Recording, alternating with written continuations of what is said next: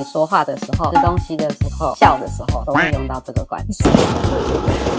有没有听到声音？对吧？你有听到？有颞颌关节炎。这个是怎样？这是关节炎吗？这边就是我们的颞骨跟下腹骨形成的一个颞颌关节炎，就跟我们什么膝关节炎、肩关节炎一样。所以这个是需要治疗的。这是需要治疗的。